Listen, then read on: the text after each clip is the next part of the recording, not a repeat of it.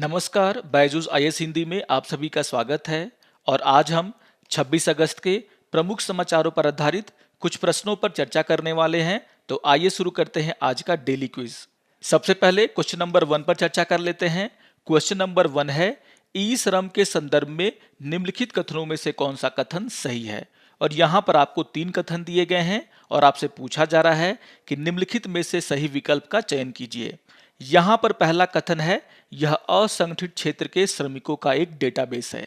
तो यहाँ पर बात हो रही है ई श्रम पोर्टल की। इससे जुड़ा हुआ न्यूज आपको आज के हर समाचार पत्र में मिल जाएगा, जहां पर यह कहा गया है कि सरकार के द्वारा आज ही यानी कि 26 अगस्त को असंगठित क्षेत्र के श्रमिकों का डेटाबेस लेने के उद्देश्य से ई श्रम पोर्टल को लॉन्च किया जाएगा। यहाँ पर सरकार का लक्ष्य है कि उसके द्वारा लगभग 38 करोड़ असंगठित कामगारों को पंजीकृत किया जाएगा इस पोर्टल में। और इसके आधार पर देखा जाए तो यहाँ पर पहला कथन बिल्कुल सही हो जाता है। आइए देख लेते हैं दूसरे कथन को। दूसरा कथन है, ई श्रम कार्ड में 12 अंकों का एक अद्वितीय नंबर होगा जो कार्ड धारकों को सामाजिक सुरक्षा योजनाओं तक पहुंचने में मदद करेगा।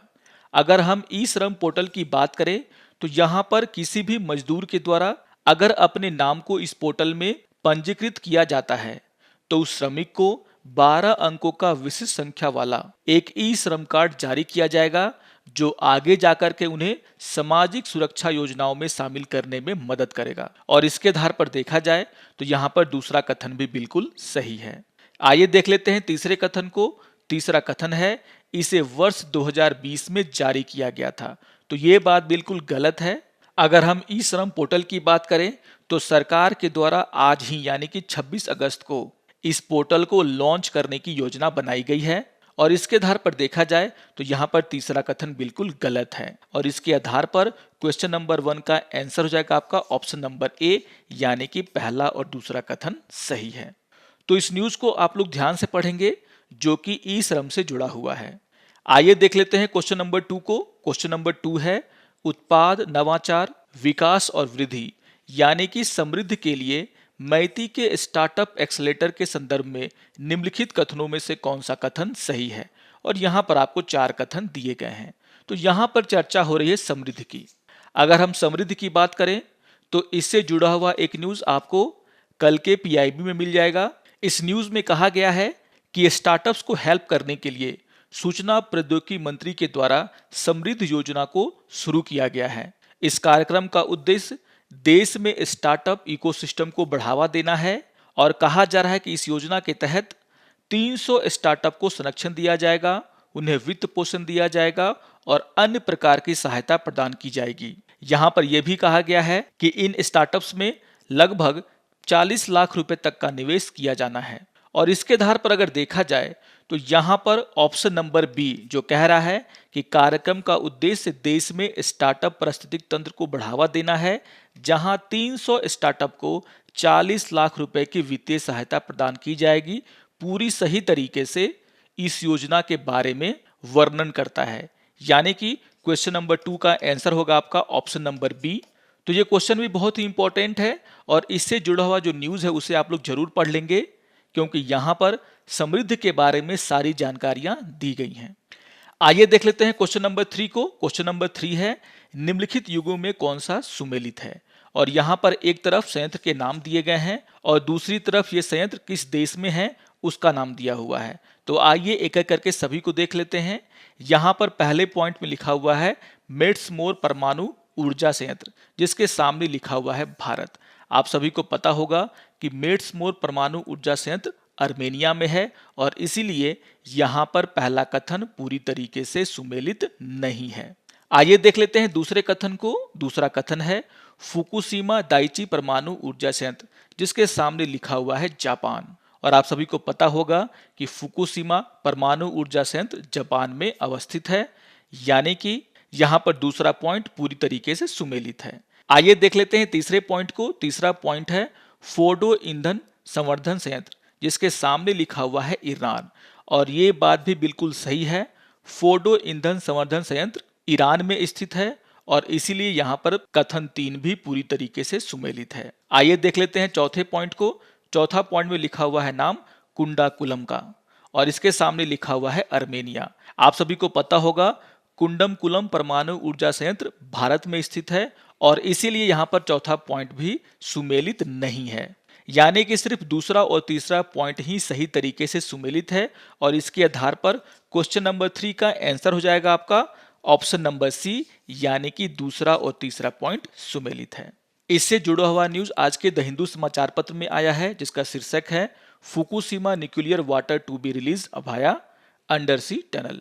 इस न्यूज में यह बताया गया है कि फुकुशिमा न्यूक्लियर पावर प्लांट में जो हादसा हुआ था और उसके कारण जो भारी मात्रा में वहां पर कॉन्टामिनेटेड वाटर जमा है, उसे समुद्र में छोड़े जाने की योजना है और ऐसा करने के लिए अंडर सी टनल का उपयोग किया जाएगा। तो इस न्यूज को भी आप लोग जरूर देख लेंगे, बहुत ही इंपॉर्टेंट न्यूज है।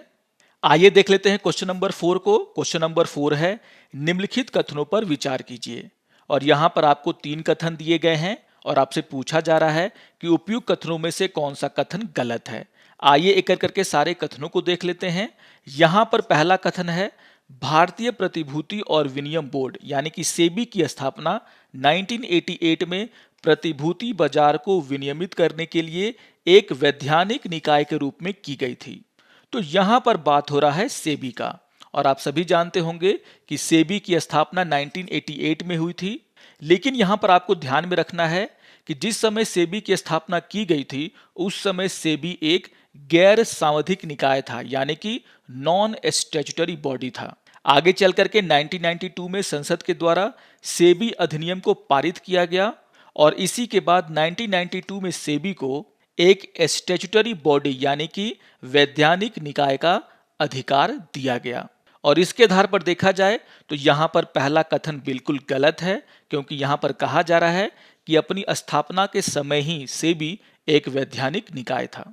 आइए देख लेते हैं दूसरे कथन को। दूसरा कथन है सेबी के आदेश के खिलाफ सीधे सर्वोच्च न्यायालय में अपील दायर की जा सकती है। अगर हम अपील की बात करें तो सेबी अधिनियम के तहत पारित सेबी के आदेश से प्रभावित व्यक्ति को सेबी अधिनियम की धारा 20 के तहत केंद्र सरकार को अपील करने का अनुमति प्राप्त है, यानी कि सेबी अधिनियम का धारा 20 के तहत अगर किसी व्यक्ति को यह लगता है कि सेबी के द्वारा जो निर्णय लिया गया है वो सही नहीं है तो वह सबसे पहले केंद्र सरकार के पास अपील कर सकता है। इसके अलावा प्रभावित व्यक्ति के पास प्रतिभूति अपीलीय न्यायाधिकरण के समक्ष अपील करने का भी अधिकार है। यहाँ पर कहा गया है कि सेबी अधिनियम के तहत पारित किसी भी आदेश से प्रभावित व्यक्ति सेबी अधिनियम की धारा 15T के तहत प्रतिभूति अपीलीय न्यायाधिकरण यानी कि सैट में अपील कर सकता है। तो यहाँ पर साफ साफ पता चलता है कि अगर आप सेबी के निर्णय से प्रसन्न नहीं हैं तो आप सबसे पहले सेबी अधिनियम की धारा 20 का उपयोग करते हुए केंद्र सरकार के पास भी अपील कर सकते हैं और इसके अलावा सेबी अधिनियम की धारा 15T का उपयोग करते हुए आप प्रतिभूति अपीलीय न्यायाधिकरण के समक्ष भी अपील कर सकते हैं। और इसके आधार पर अगर देखा जाए तो यहाँ पर दूसरा कथन भी गलत है, क्योंकि यहाँ पर कहा जा रहा है कि आप सीधे सर्वोच्च न्यायालय में अपील दायर कर सकते हैं, जो कि बिल्कुल गलत है। आइए देख लेते हैं तीसरे कथन को। तीसरा कथन है सेबी के पास उल्लंघनकर्ता के बैंक खातों को फ्रीज करने का कोई अधिकार नहीं है। तो ये बात भी गलत है। अगर सेबी को लगता है कि उल्लंघनकर्ता का बैंक खाता फ्रीज करना चाहिए तो वो ऐसा कर सकता है और ऐसा करने के अधिकार उसके पास दिए गए हैं। यानी कि यहाँ पर तीनों के तीनों कथन गलत हैं और इसके आधार पर क्वेश्चन नंबर 4 का आंसर होगा आपका ऑप्शन नंबर डी, यानी कि तीनों के तीनों कथन गलत हैं। तो बहुत ही इंपॉर्टेंट क्वेश्चन था ये। और सेबी से जुड़ा हुआ एक न्यूज आपको आज के द हिंदू समाचार पत्र मिल जाएगा, जिसका शीर्षक है सेबी अनफ्रीजेज राणा कपूर बैंक अकाउंट्स। आइए अब एक प्रीवियस ईयर के क्वेश्चन पर चर्चा कर लेते हैं और ये क्वेश्चन 2020 में पूछा गया था। क्वेश्चन नंबर 5 है निम्नलिखित में से कौन सा संरक्षित क्षेत्र भारतीय दलदली हिरन यानी कि बारहसिंघा की एक उप प्रजाति के संरक्षण के लिए प्रसिद्ध है, जो कठोर जमीन पर अच्छी तरह से पनपता है और विशेष रूप से ग्रामीण है। और यहाँ पर आपको 4 ऑप्शन दिए गए हैं। तो यहाँ पर बात हो रहा है बारहसिंघा की, और इनको बचाने के लिए मध्य प्रदेश के कान्हा राष्ट्रीय उद्यान में इनको संरक्षण करने के लिए उपाय किए जा रहे हैं। और इसी के आधार पर क्वेश्चन नंबर 5 का आंसर होगा आपका ऑप्शन नंबर ए, यानी कि कान्हा राष्ट्रीय उद्यान। तो 2020 में इस क्वेश्चन को पूछा गया था और इसका आंसर होगा आपका ऑप्शन नंबर ए, कान्हा राष्ट्रीय उद्यान। आइए अब आज के तथ्य के ऊपर चर्चा कर लेते हैं और आज हम चर्चा करने वाले हैं सत्यशोधक समाज के बारे में। इससे जुड़ा हुआ एक बहुत ही इंपॉर्टेंट न्यूज आपको आज के द हिंदू समाचार पत्र में मिल जाएगा। इस न्यूज में यह बताया गया है कि जाति अध्ययन के सबसे महान विद्वानों में से एक डॉक्टर गेल ऑमवेट का निधन 24 अगस्त 2021 को उनके गांव कासेगांव, सांगली, महाराष्ट्र में हो गया है। अगर हम डॉक्टर गेल ऑमवेट की बात करें तो वे अमेरिका से 1970 के दशक में भारत एक छात्रा के रूप में आई थी, लेकिन यहाँ पर आने के बाद वो भारत में ही बस गई और यहाँ पर बसने के बाद उन्होंने भारत में जाति अध्ययन का बीड़ा उठाया। उनकी पीएचडी थीसिस ने महात्मा फूले के सत्यशोधक आंदोलन को दुनिया के सामने पेश किया और उनकी प्रमुख पुस्तक दलित और लोकतांत्रिक क्रांति यानी कि दलित एंड डेमोक्रेटिक रिवॉल्यूशन बहुत ही प्रसिद्ध पुस्तक है और बहुत सारे स्टूडेंट्स के द्वारा इसका अध्ययन किया जाता है। अगर हम सत्यशोधक समाज की बात करें तो समाज सुधारक और शिक्षाविद ज्योतिराव गोविंदराव फूले ने 24 सितंबर 1873 को सत्यशोधक समाज की स्थापना की थी और उन्होंने इसके माध्यम से जाति व्यवस्था का कड़ा विरोध किया था। उनके द्वारा समाज में तर्क संगत सोच को बढ़ाए जाने के ऊपर बल दिया गया था और इसी सत्यशोधक समाज के ऊपर डॉक्टर गेल ऑमवेट ने अपना रिसर्च किया और इससे जुड़ी हुई बातों को दुनिया के सामने लाने में वो कामयाब रही। तो इस न्यूज को भी आप लोग जरूर ध्यान से पढ़ लेंगे जो कि बहुत ही इंपॉर्टेंट है। आशा करता हूं कि आपको आज का ये डेली क्विज पसंद आया होगा। सारे टॉपिक्स बहुत ही इंपॉर्टेंट हैं, आप इन टॉपिक्स को रिवाइज कर लेंगे और अगर आपको ये वीडियो अच्छा लगे तो आप जरूर इसे लाइक करें, शेयर करें और दूसरों को भी सब्सक्राइब करने के लिए प्रेरित करें। तो मिलते हैं डेली क्विज के अगले अंक में, तब तक के लिए नमस्कार और धन्यवाद।